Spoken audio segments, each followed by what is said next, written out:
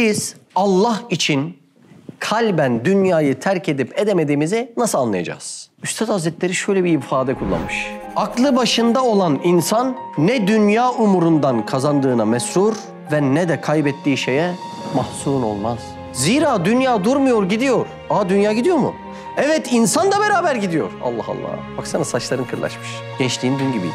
Öyle yani, öleceksin de yani. Sen de yolcusun. Bak, ihtiyarlık şafağı kulakların üstünde tulu etmiş. Başının yarısından fazlası beyaz kefene sarılmış, vücudunda tavattun etmeye niyet eden hastalıklar ölümün keşif kollarıdır. Her bir hastalık, bel ağrısı, diz ağrısı ölümün varlığını hatırlatıyor. Şimdi böyle bir dünyanın kalbimize yerleşip yerleşmediğini nasıl anlarız acaba? Şu an oradan bakarak benim bu masayı ne kadar sıkı tuttuğumu anlamanız mümkün mü? Mümkün değil. Peki anlamanız için ne yapmanız lazım? Masayı benden çekmeniz lazım. Sen bu masayı benim elimden çektiğinde masa şöyle sana geliyorsa dersin ki bu adam bu masayı sıkıca tutmamış. Sen bu masayı benden çektiğinde 3 adam bile bu masayı benden alamıyorsan, koparamıyorsan ellerimden, bileklerimden dersin ki aman yarabbim. Bu adam bu masayı ne kadar sıkı tutmuş dersin. Şimdi o zaman Allah Azze ve Celle dünyanın kalbimizde olup olmadığını nasıl anlar? Çekerek. Denklem basit mi? Basit. Arada çekiyor mu? Bazen maddi problem, bazen manevi problem, bazen çocukla. Yani bir müminin dünyada iki yakası bir araya gelmiyor. Hep bir şey çekiliyor. Allah Azze ve Celle orada neyi anlamak istiyormuş? Ben mi o mu? Dünyaya tutkun nasıl anlaşılacak Osman?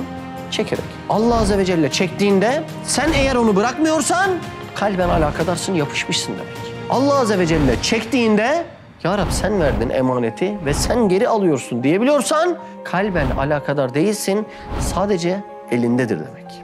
Demek böyle ahiret işleri yarım kalmasına rağmen dünya işleri yolunda ve iyi giden insanlar sehpayı yani dünyayı elleriyle, azı dişleriyle çok sağlam tutmuş olabilir. O yüzden çektiklerinde dünya gelmeyince Allah Azze ve Celle sinirlenip ahiret almış olabilir. Yoksa bir insanın cismine en hafif gelecek iş namaz. Bakın bütün yaptığımız meslekleri konuşalım. Namaz kadar suhuletli ve kolay bir meslek olamaz. Adam dükkan topluyor, adam tır yüklüyor, adam her gün saatlerce eğri kalıyor, saatlerce günlük. Namaz bunların her birisinden ameli olarak, enerji yakma olarak çok daha kolay bir ibadetken bir insanın bunu yapamaması ancak Allah'ın yaratmamasıyla mümkündür. Allah Azze ve Celle de çekip seni denediğinde dünyayı bana tercih ediyor diyerekten ahireti senin elinden çekip almış olabilir. Çünkü bir gönülde iki sevda olmaz.